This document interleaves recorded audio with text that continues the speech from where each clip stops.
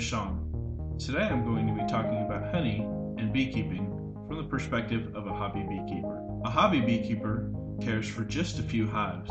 Their main interest is providing honey to their friends and family. A hobby beekeeper typically spends a few hours each week tending to their hives. During the height of the honey season, which is June through August in Texas, the hobby beekeeper may spend 5 to 6 hours per week while extracting honey that the bees have created. There are a few essential tools that the beekeeper uses on a regular basis: the protective suit, the hat, the hive tool, and the smoker. The suit provides a protective barrier between the beekeeper and the bees. A properly fitting suit would have room to move comfortably and would cinch up around the hands and feet. This would prevent the bees from flying up into the suit. Another important part of the suit is the hat. The hat provides protection from the bees as well as shade from the sun. The hive tool looks much like a pry bar and essentially is one. Hive tools typically come in 7-inch and 10-inch sizes.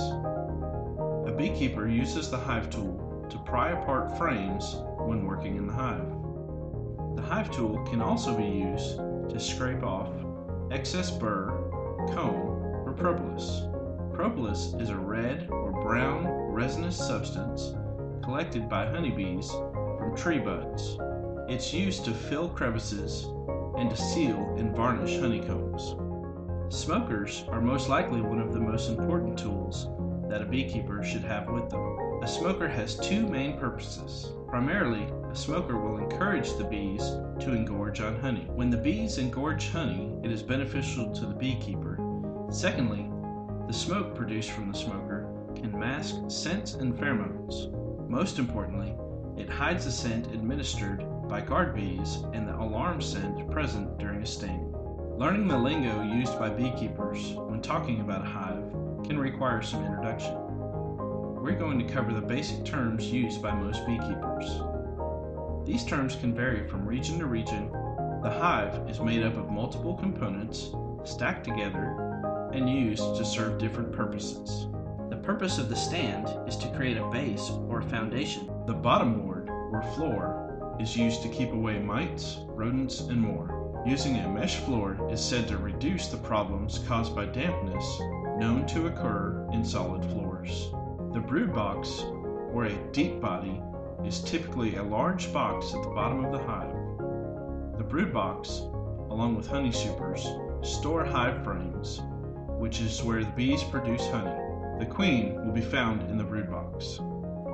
The queen excluder is basically a screen that prevents the queen from traveling upwards towards the honey supers.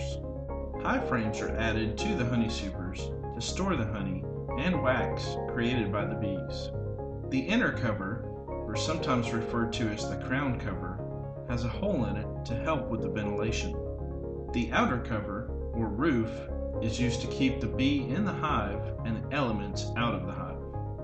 Much like a roof of the house, it regulates temperature and moisture. Here's a look at a completely assembled hive.